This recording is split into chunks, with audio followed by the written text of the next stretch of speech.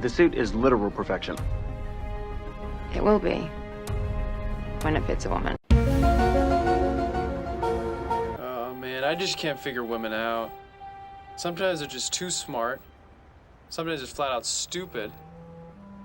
Other times they're just evil.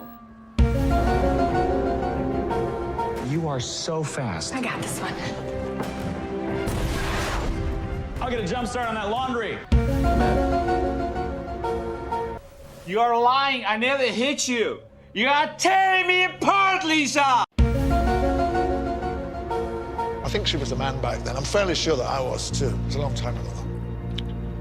So, look, Time Lord's a bit flexible on the whole like man-woman thing then, yeah? We're the most civilized civilization in the universe. We're billions of years beyond your petty human obsession with gender and its associated stereotypes.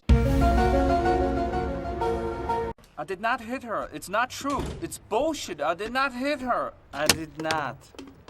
Oh, hi, Mark.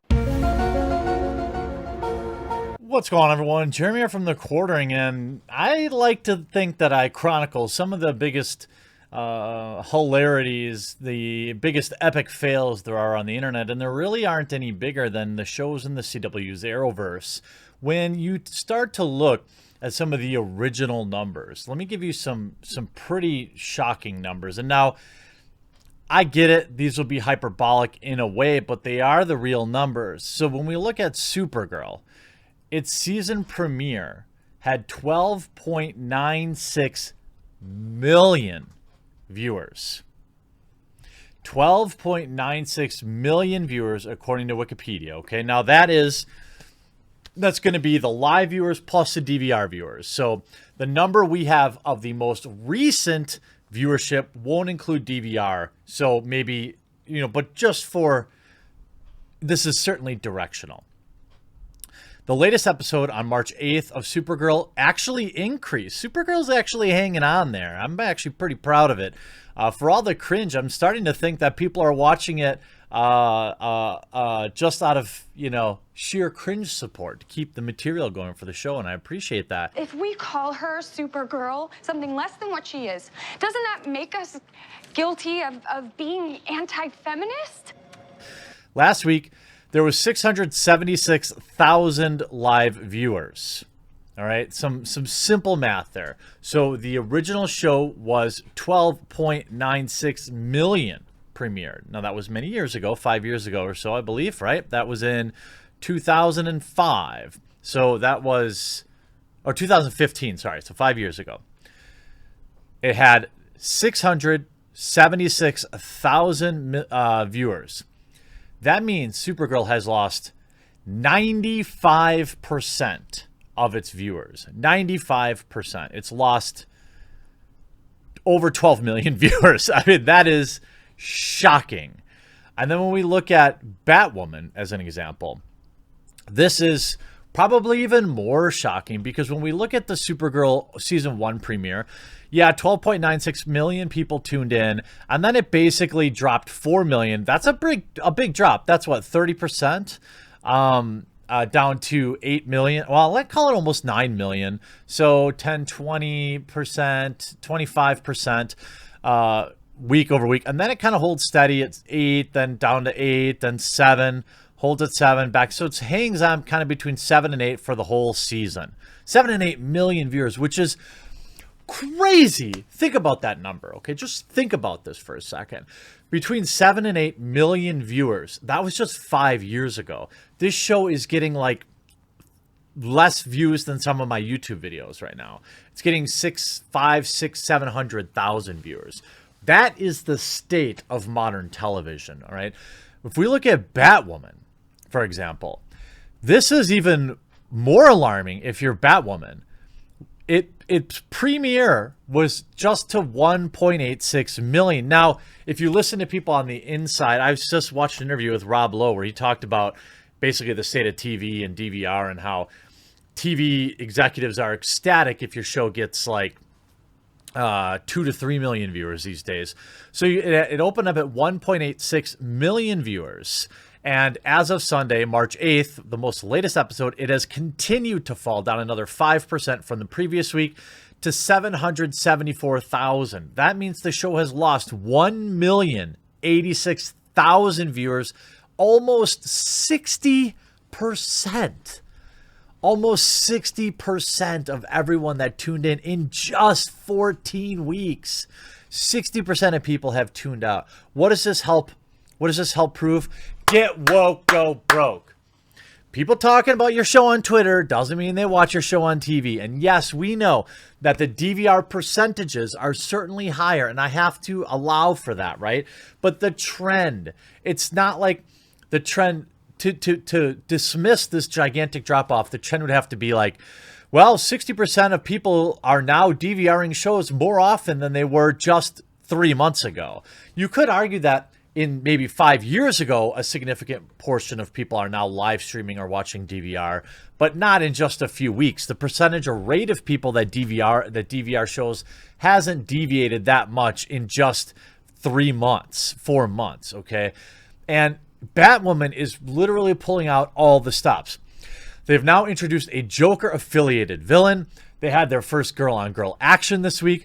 The latest episode of Batwoman included a villain who is in the comics claims to be related to the Batwoman's most notorious villain. Meet the Joker's daughter, Dula Dent. In Grinning Ear from Ear, the latest episode from Batwoman, Dula lashed out at social media influencers in Gotham City. This is TV. As Kate Kane and Luke Fox dug up the information on her, they discovered that a troubled girl with a tendency to slash faces. The episode opened with a flashback to Dula in 2011. Blah, blah, blah, blah, blah. Well, what is it doing for rating? Well, Batwoman isn't the only series in the CW. Oh, let's start here. The newest episode of CW's Batwoman is the lowest rated yet. Sunday's Grinning from Ear to Ear had only 774,000 viewers, a record low for the show, which already seen a steady decline in ratings since launching in its first season back in October. Even so, it contained some intriguing new developments, such as an introduction of Dula Dent, otherwise known as Joker's daughter. She was one of the more interesting villains introduced in Batwoman's first season, but it's yet to be seen if she'll play a pivotal role going forward. Now, the question to me, honestly, is when you see all the headlines, right? When you see the headlines of these shows, what are they? It's Supergirl has it introduces a transphobic villain. Or Batwoman, what was trending on Sunday? Oh, Batwoman and her girlfriend kissed, and this is such a big deal. Oh my God, Zoiks, it's so stunning and brave. This is a perfect example of having too many people listening to social media. It's like everyone that tuned out. This is just a hypothetical, okay? Everybody that tuned out might have enjoyed just standard fare superhero TVs, even cheesily animated. Look, Doctor Who was fine for all these years, right? Until it got woke, and then people were like, you know what? It isn't even that great anyway. If we look at Doctor Who ratings, okay, if we just look at the Doctor Who ratings, you have just 4 hours ago dealt crucial blow after season 12 finale. Doctor Who Series 12 ended spectacularly a couple weeks ago, but it seems it wasn't enough to keep the audience wanting more. The show suffered a massive ratings dip, but what does this mean for Jodie Whittaker as the Doctor? The Doctor, played by Jodie Whittaker, and her friends got together for a season 12 finale, which aired on March 1st. However, it hasn't been revealed that the show ended on a record low with the amount of people tuning in since 2005. It could be the end of Could this be the end of Doctor Who? The season finale of Doctor Who saw Yaz, played by Mandip Gill, and Ryan and Graham all take on the Cybermen as they try to rescue the Doctor, which she was seemingly trapped on Gallifrey and the Master blah, blah, blah, blah, blah, blah, blah, blah. However, fans left furious as they watched, knowing the Master had created a master race of Cybermen and that the Doctor knew she could not return to Earth with her friends. The Series 12 finale was only able to rustle up 4.6 million viewers, which is a low for the show. Despite Jodie Whittaker bringing in a spike of viewers as she announced herself as the first female viewers back in 2018, it seems something has been lost in translation. Jodie will be returning as a Doctor in season 13. However, 2 of her trusted companions will be leaving the show for good. I imagine leaving a sinking ship. Bradley Walsh, who plays Graham, and whatever, they're quitting. Bradley leaves the show. But what does this mean for the BBC show that has been a cult classic since the 60s? Chris Chinball, who's the showrunner of Doctor Who, arrived on set in 2018 when Jodie was announced as the newest Doctor. He has confirmed that the show isn't going anywhere and that Doctor will return. This didn't stop fans from being furious at the season finale, though. That's how it ends? Really? Hashtag Doctor Who. Another added, getting sent to prison and teased with Daleks. It all changes. It all stays the same. I don't know if they'll be there. I'll be there next time. A third person shared, what's going to happen to the fam then if any of them leave? I don't want them to just not appear in the next season. I want an explanation. Why was that? Why do we have to have a cliffhanger? A fifth person wrote, Judo, no, you can't end it there. Viewers will all have to wait. First of all, I hate cliffhangers. But what do we have here when you focus on wokeness? You have all-time lows for Doctor Who, Supergirl, Batwoman, massive percentages of fandoms leaving. There isn't a better example of get woke, go broke in modern cinema or television than this trio of shows. You could argue that Ghostbusters 2016 was a good example of that, and you'd probably have a statement. But if you combine Batwoman, Supergirl, and Doctor Who, it is absolute devastation across the board for ratings for all three shows.